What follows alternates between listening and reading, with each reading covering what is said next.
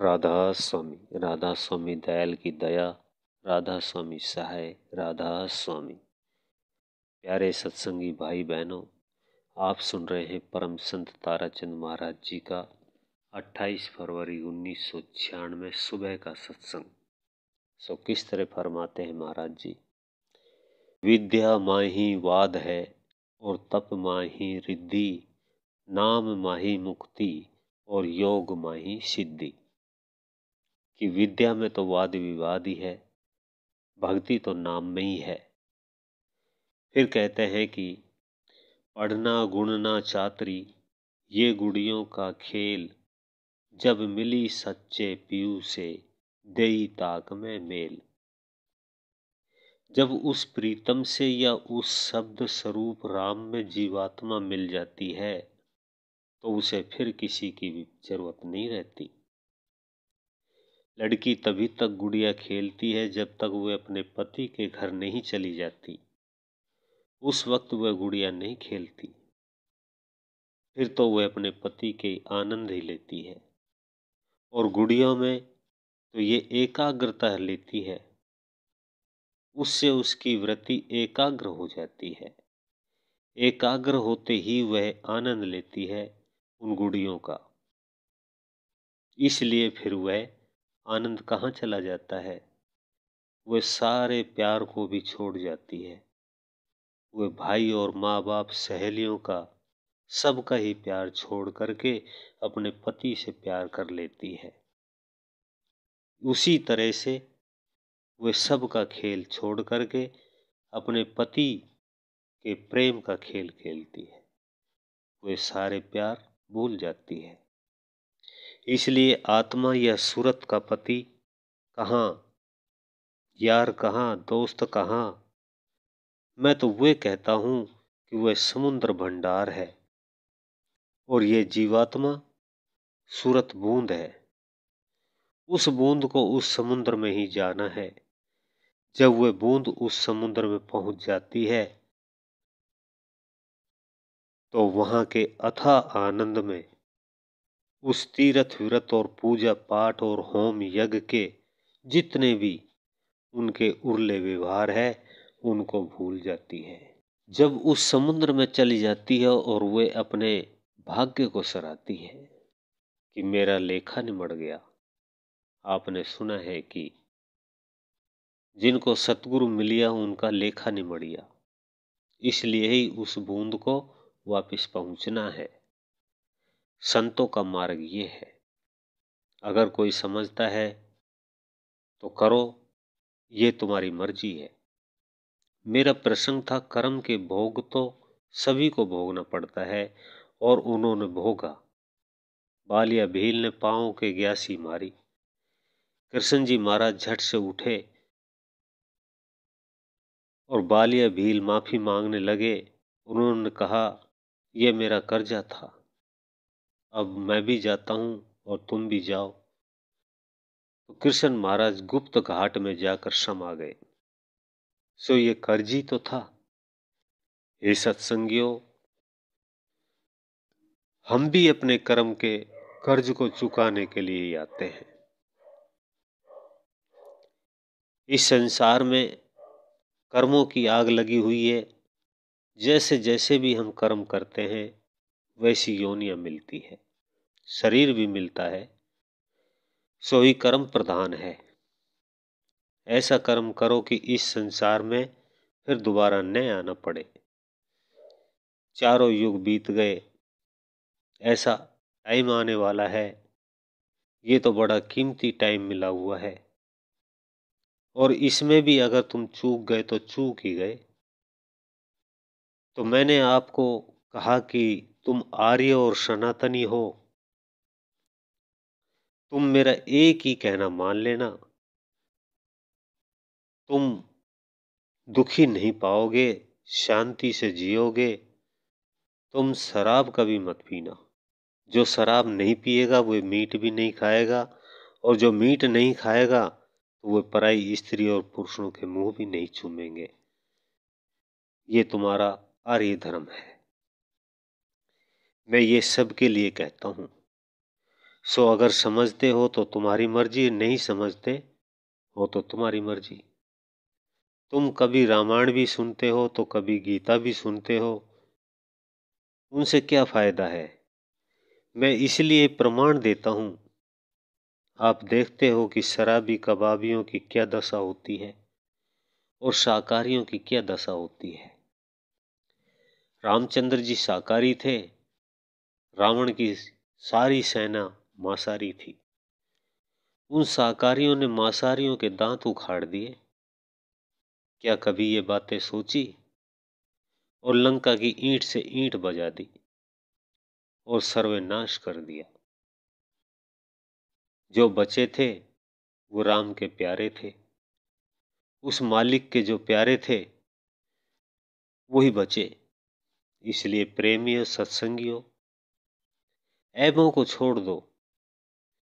ये शराब बड़ी बुरी चीज है, बड़ी बुरी बला है। दूसरी बात, जाति पाति में फंस जाते हो, ये भी आपके गंदे विचार है। उनसे भी बचने की कोशिश करो। जाति कौन सी है? जाति तो दो ही है, स्त्री और पुरुष। अगर कोई बोलना चाहे तो मेरा दरवाजा खुला है, आ जाना। दो ही जातियां हैं, स्त्री और पुरुष। ये तो हमारे मनु जी ने लिखे हैं। बाद में जातियां बना दी। जो काम करता गया उसके कर्म के अनुसार उनकी जाति बना दी गई। असलियत में खुदा के घर से दो ही जाति आई है। जाति तो ईश्वर कृत है, मनुष्य कृत जातियां नहीं होती है। ईश्वर कृत जातियां तो दो ही है, स्त्री और पुरुष। दो जातियां हैं और दो ही मजहब है, एक आस्तिक है और दूसरा नास्तिक है। मत है दुनिया में दो, तीजा मत कोई हुआ न हो। अब बताओ किसमें फंसोगे? इसलिए ही कहा है कि कलयुग के समय में केवल एक नाम का ही आधार है, जाति पाति में तो कुछ भी नहीं है। संतों ने बड़ी बेधड़क बातें कही। ये बात मैं भी कहता हूं, आपने सुनी भी होगी। लोग इस बात का निर्णय नहीं करते। कहते हैं कि हमारे शास्त्रों में लिखा है कि शूद्र को शास्त्र नहीं सुनाना चाहिए। क्यों? उनके कान में तो पारा भर दो। मैं भी कहता हूं कि हमारे ऋषि मुनि ठीक कहते थे।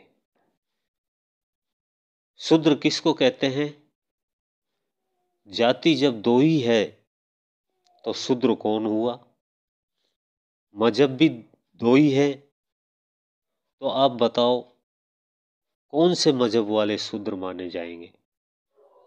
एक आस्तिक है और दूसरा नास्तिक है।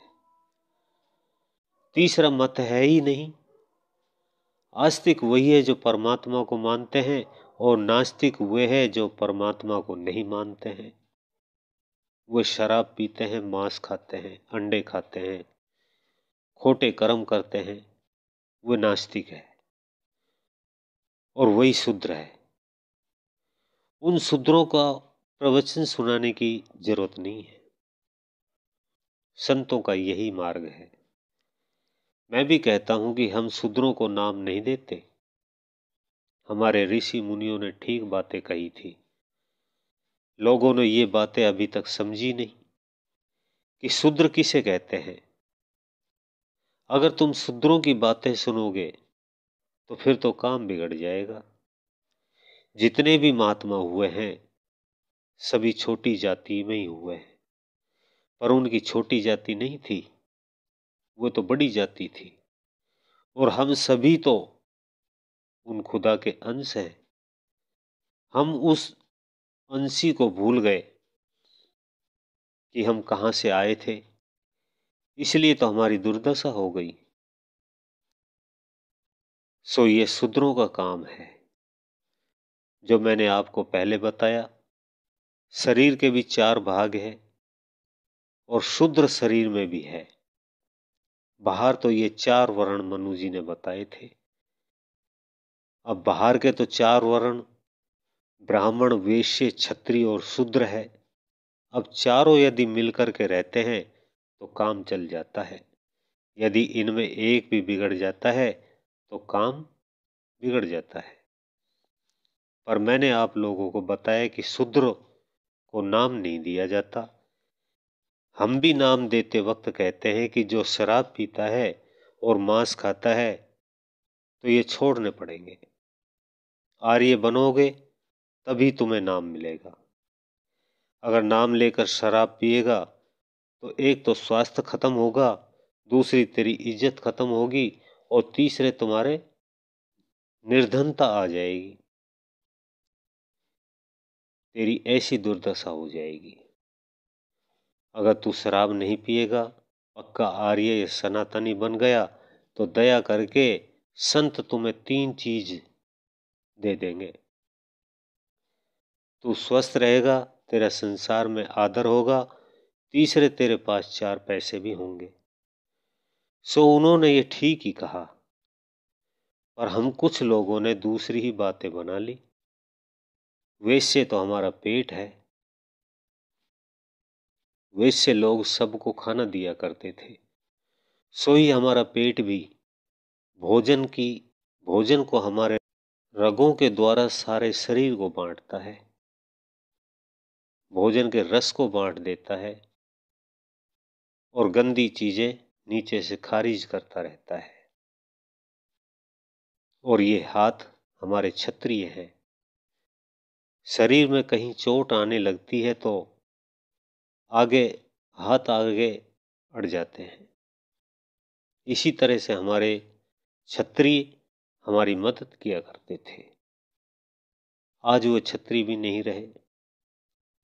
और हमारा सिर है जो ब्राह्मण है, इस मस्तक में हमारे अनुभवों की बातें निकलती है, हमारी ब्रह्म की बातें निकलती है, तो ये ब्रह्म है।